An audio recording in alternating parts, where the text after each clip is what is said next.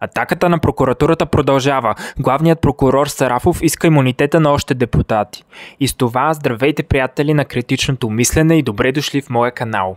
В последните 2 седмици на българската политическа сцена ставаме свидетели на безпрецедентни събития.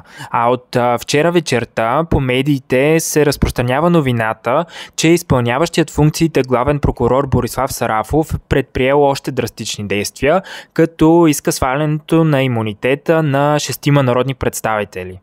С този ход, приятели, Сарафов отново предизвика много бурни реакции и вече се котират всякакви спекулации относно неговите мотиви и личността му като цяло, и за това предлагам първо да се спрем на въпроса кой е Борислав Сарафов.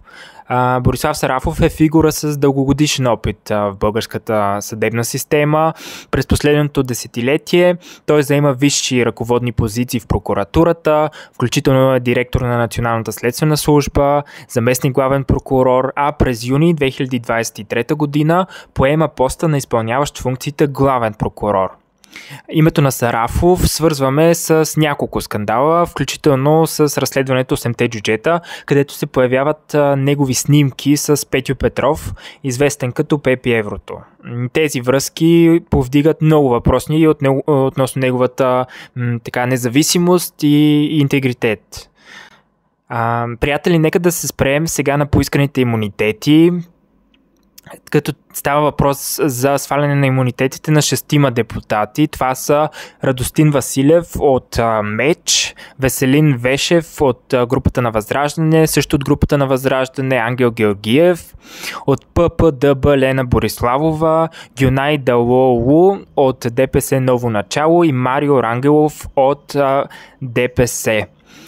Повечето от засегнатите депутати, приятели, обявяват, че ще се откажат доброволно от имунитетите си, като подчертават своята невинност и че са готови да съдействат на правосъдието. Напишете ми в коментарите, приятели, мислите ли вие, че ще бъдат атакувани още депутати, освен тези 6, и дали всички от тях ще се откажат доброволно от имунитетите си?